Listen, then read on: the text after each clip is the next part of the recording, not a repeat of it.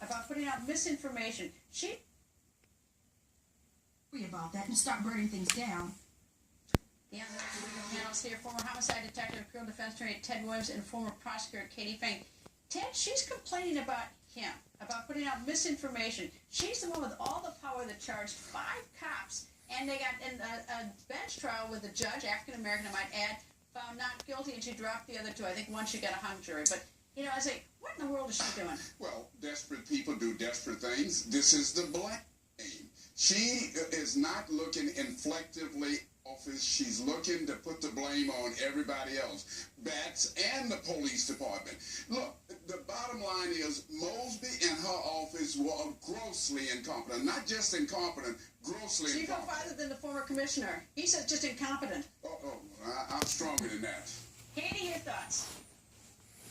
I'm going to declare the marriage between the Baltimore State Attorney's Office and the Baltimore Police to be irretrievably broken, because there is no confidence between those 2 agencies anymore. The blame game that Ted says, that's an understatement. How is anything going to get accomplished in that city? How is justice going to be achieved if, as we've heard, Marilyn Mosby has perfected the art of the blame game? We have heard from a former jury.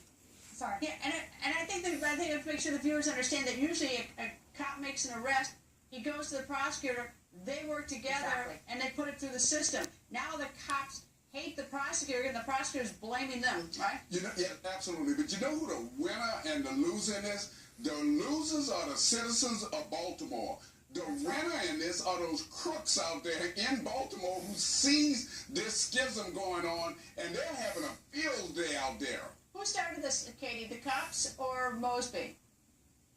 Mosby has started this, and she perpetuates it. You know, for somebody who respected the gag order, let's be frank, she didn't try those cases herself. She sent her deputies out. The deputies are blaming the cops, saying that they weren't able to do their jobs as prosecutors because the cops were running interference. But we heard from a former juror from one of the trials for Officer Porter, and what did we hear? We heard that she felt like the evidence that was presented meant that they could not find him guilty. So that means that the state failed to meet its burden, and that is not the cops' fault. That's the prosecution's fault. And I think the most cowardly thing that she did is when they finally made the decision to drop the charges, she didn't show up in court. She sent in an assistant, one of her deputies, and I thought, you know, have the courage to stand up and admit that your cases, you know, never should have been filed before. Don't send in somebody else. All right, absolutely right. To have the courage and the conviction. She came out there against all of these police officers on day 1. And that was before, and then she did